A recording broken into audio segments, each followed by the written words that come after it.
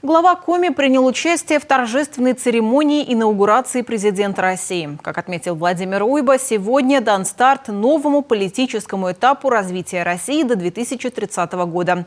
Стратегические планы и задачи на этот период известны, они были обозначены президентом в февральском послании. Это и, в первую очередь, социальный блок, и экономический блок. Все абсолютно направления действительно проработаны в этом послании, и это путь вперед и движение действительно к еще большему усилению страны и улучшению жизни нашего населения.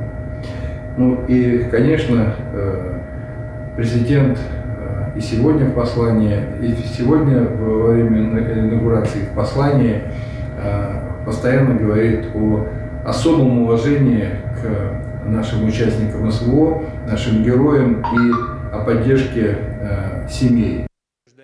Меж тем и доверенные лица Владимира Путина, которые сегодня также были приглашены в Москву на инаугурацию президента, тоже поделились своими впечатлениями от церемонии. Пожалуй, еще никогда, наверное,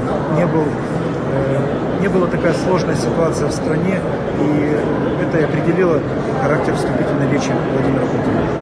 Главное – это народосбережение, об этом сказал сегодня президент. Главное – это развитие страны, ее суверенитет, это самодостаточность нашего государства.